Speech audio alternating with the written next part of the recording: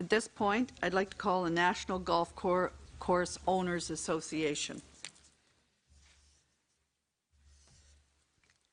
If you could please give your name for the record and then proceed with your 5-minute presentation. Hello, my name is Greg Chambers.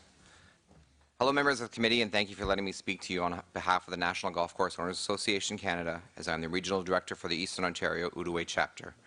I'm here today as the NGCOA Canada is representing the best interest of the Ontario golf industry. We currently have over 550 members in Ontario, which is 50% of the total courses in Ontario. There are 2 other regional directors that cover the remaining parts of Ontario for our association. As I mentioned, we are representing the best interests of our members, but have many non-members in the golf industry that have also reached out to see if we are addressing this major issue that will cripple our industry. There are many pieces to Bill 148 that members have addressed as being detrimental to our industry, including the new amount and extremely quick timeline for the actual increase in minimum wage, the trickle-up effect on wages for existing staff, and the 48-hour cancellation financial impact to a weather-based industry. The first is the major concern of increasing the minimum wage from its current $11.40 to $14 in 2018, and then again to $15 in 2019. The increase in the minimum wage over the last few years is already making courses walk a fine line with the struggling and difficult industry. This artificial pay rate increase is unsustainable by golf courses as they simply cannot pass it along to their consumers and will have to eat the wage increase, further pushing their losses deeper, be forced to drastically cut staffing to keep wages at a maintainable rate to keep afloat, or simply close their doors. All these options are the opposite of what Bill 148 was intended to do. Golf courses have already been dropping their prices over the last 3 years, and consumers will not pay the same % increase that courses will pay in wage hikes. The trickle-up effect to existing staff wages will also be as big a damage for courses' wages as the minimum wage increase itself. In the past, courses have been able to quell more experienced or senior staff, seeing younger and lower-paying staff get yearly incremental increases slowly. This giant increase at once will have staff with higher wages or seniority asking for similar increases to the wage to match the % or dollar increase as new and inexperienced employees creep closer to and or above them in pay rate. Courses will have to oblige or give in to keep senior staff, as they will not be able to pay a new staff just starting out at $15 per hour and not increase a more senior employee the same increase that is working for many years or doing a more essential position.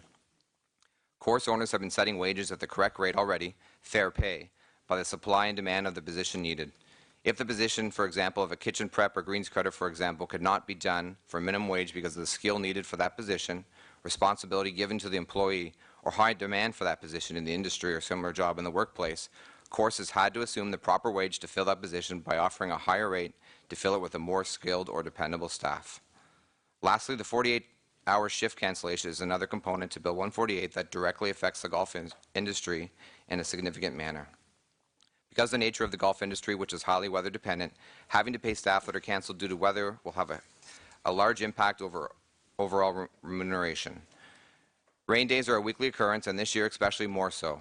In preparation for this public hearing and others throughout the province, the NGCOA reached out to some of our members to get financial numbers on examples of different scenarios. Unfortunately, this past weekend, because of the thunderstorm in the area on Friday night and consequent flooding at some courses, I was contacted by a course we were working with who gave real numbers if this legislation was running currently. With their course closure on Saturday, they had to cancel a large event as well as a fairly full tee sheet. With all the staff being canceled for the day except for the salaried manager answering phones, their cost of wages for not canceling before the 48-hour rule would have been over $1,500. With there being an average of 18 days of rain in each of the last 3 months, the golf season in the chapter area, it would be an overwhelming financial loss. We are proposing that the golf industries or industries in whole be exempt from this law due to weather. Because of the proposed Bill 148 changes, golf courses have already been brainstorming to stay ahead of the issue, with all the solutions giving the opposite desired effect. Managers have been given the task of reducing costs as substantially raising prices over inflation is not an option from owners' perspective. Positions will be lost for senior part-time workers as managers will be tasked to pick up the slack in the shoulder seasons of spring and fall. Non-essential senior staff will be phased out as they approach the 5 years employment, which would give them the 2% increase in vacation pay and extra week of paid holidays.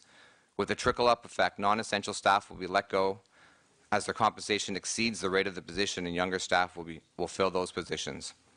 Existing staff demanding wage increases will have to be allowed to walk. The reason for the bill, where adults will be making a full-time wage, will be the first to be let go in the golf industry, as younger, lower-wage students will be hired with yearly turnover. Larger and better machinery will be brought in to reduce man-hours on the course, as well as reducing the staff hours to fix the older equipment, as the margin between the two scenarios disappears. It is important to note that if no changes were made to... Thank you. Your time is up. And this round of questioning begins with the third party, MPP Forrester. Hi there. Thanks for being here. What is the kind of average yearly golf course fee at, across the province? Probably about $35 to $40. It actually has gone down, I mentioned, in the last 3 years. In my former position, I used to be a GM at a golf course. Yeah. We were as high as $47 and have gone down to $40. That's like for a round of golf. That's for a round of golf, yeah. And what about like yearly membership fees?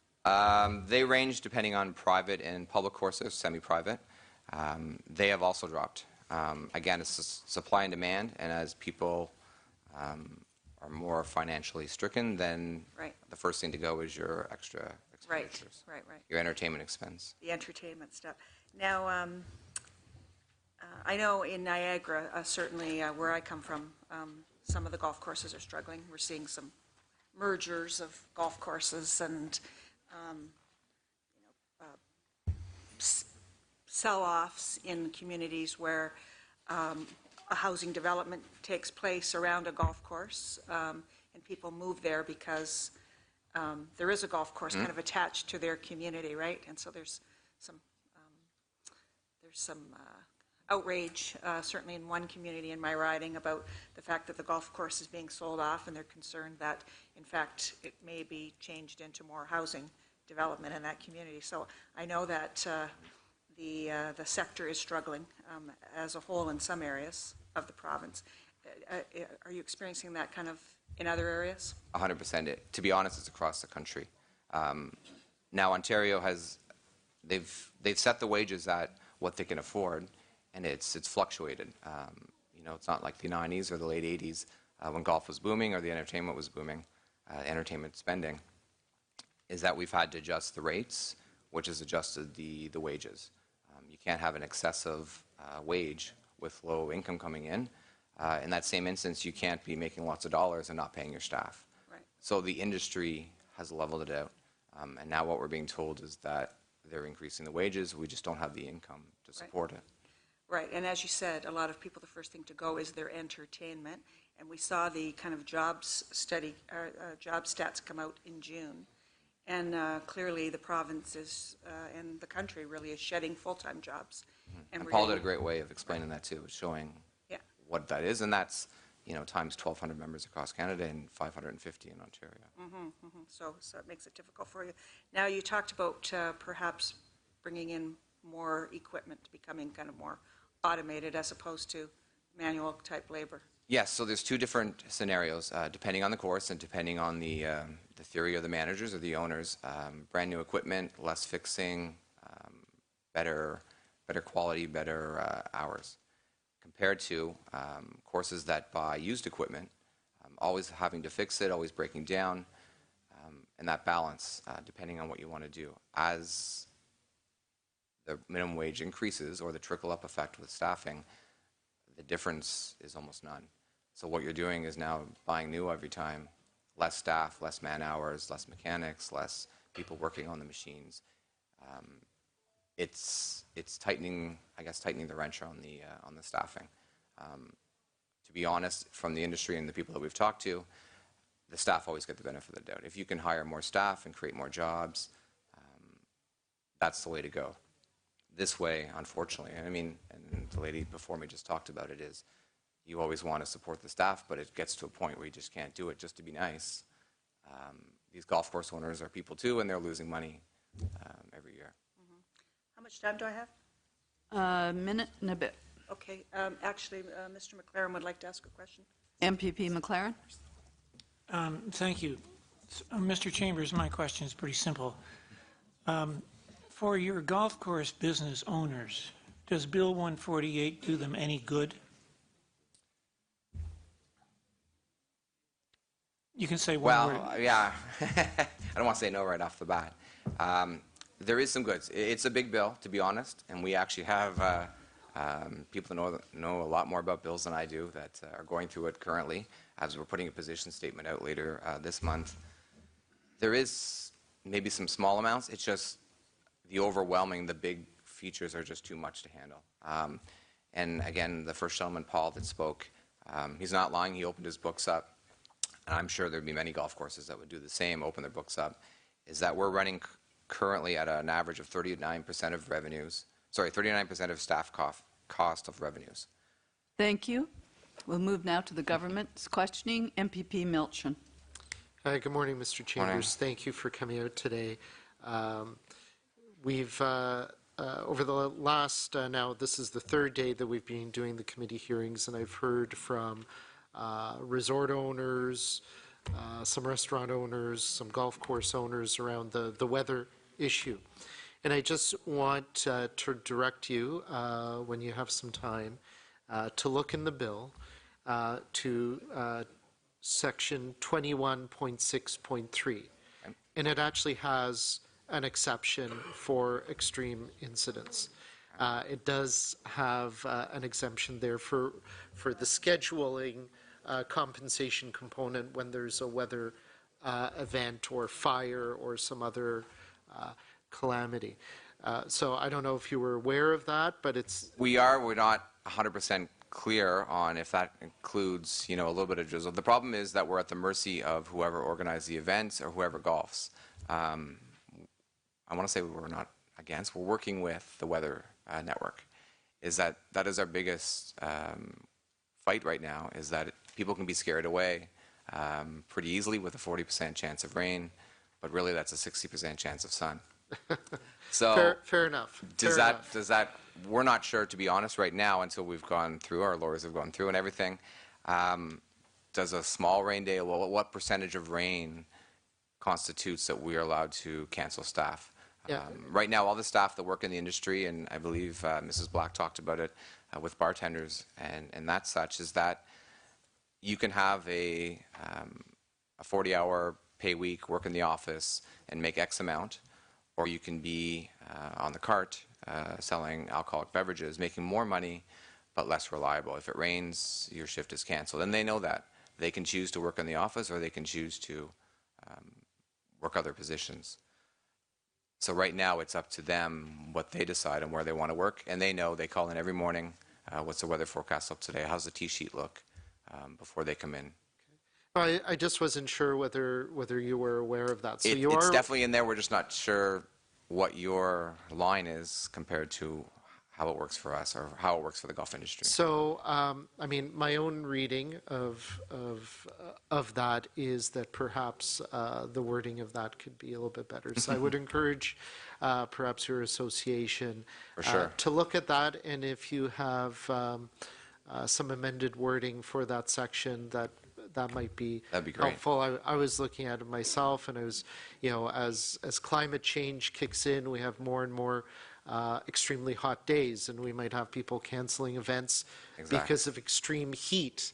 That kind of wording isn't included in the bill. Maybe it should be, and so... It is. We want more and more sun, but it gets to a point where it gets too hot and people don't come out. So I would just encourage you to look at that particular clause that'd be and great. perhaps provide some suggested amendments We'd to love it, to do that. and we'd look at it.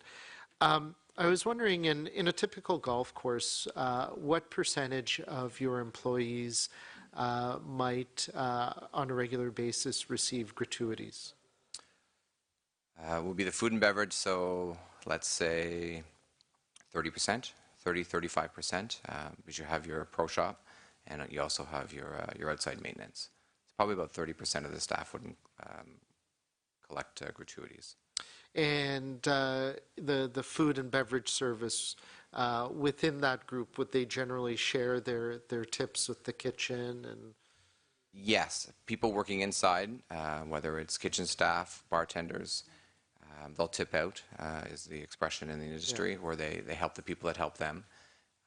Outside on the golf course, your halfway shack and your cart girls, or boys or men, they would keep their own tips. If somebody helped them load their cart or tear it down at the end of the night, then they would tip out. Compared to an actual event where the golf course collects a gratuity and because the legislature, 100% of that gratuities accepted has to go back out to the staff. So then the golf course or the owners or managers would actually divide up.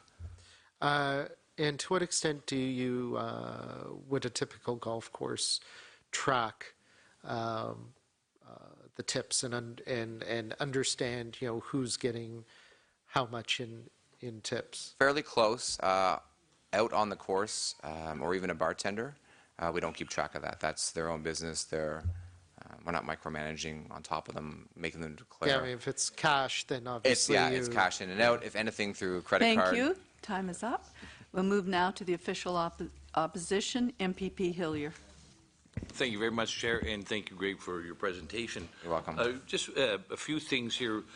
You stated that if I heard correctly, the minimum wage employees will be the entry-level employees as a rule, and as they've built up experience, they're going to be beyond the minimum wage Correct. as a rule.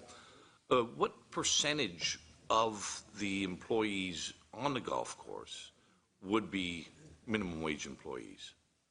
Probably maybe a little more than half. A little more than half. A lot of that is your summer turnover. Right. It is a seasonal business, and we fight with that all the time, but there's nothing we can do. Is that a lot of staff will work for a summer. As they get older, move into a position where they can work year-round. Right.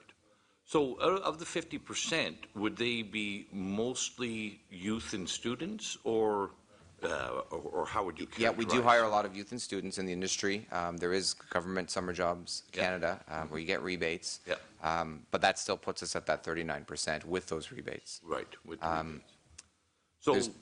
So the minimum wage aspect is for golf courses and maybe for other industries is being used as it was intended, entry-level employment for youths and student, not permanent or... A lot of them, it's their first job. Right. No experience, never worked at a golf course, never had a job before. Right. Jumping into the work industry, and we can provide, whether it's grass cutting, some basic stuff, that there's not a lot of experience, there's no schooling, there's no training. It's on hands-on job. And you would never see the day that would be people employed in the golf course would not have some aspect or a significant aspect of that youth and entry-level employment. It's not going to be a year-round income for most employees to raise a family and to... No, there is the older staff either have a winter job lined up, so it's 6-7 months, flip it over. If the ski hill is still here, they'll have a winter job. Well, that's it, ski hill, curling rink, stuff like that, that's seasonal also. Right. Or unemployment insurance in the off-season. The two ways to go is that they still make a certain amount, but they're now demanded, and I believe Mrs. Black talked about it, she's now going to demand more from their staff, cutting out other positions.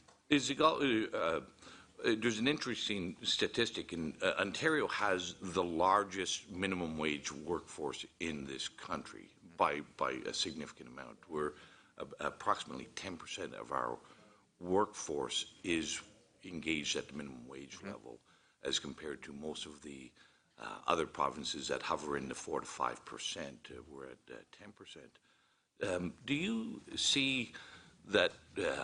One of the things that I see is that we're trying to move the concept of minimum wage from an entry-level wage to a career and benchmark wage for families. And just if you have any comments on well, we fully support people doing it as a full-time position, older staff, senior staff, making as much as they can. And we used to tell our staff, we want you to make as much as you can. We just have to have money. We have to have the money to pay you. Now it's an artificial rate is being pushed on us that the entry level, Johnny, who's 16, his first job, his parents drive him to work, both pick him up afterwards, is now getting $15 an hour, where some of the senior staff have been making $13 or $14 an hour, and they've put in 10, 15 years. Inevitably, invariably, you will have to raise the senior staff The trickle levels. effect, correct. The same with every other industry. I can't envision any industry that would not feel that upward pressure. Or golf courses will let those staff go. The position can only pay so much, demanded by the income coming in.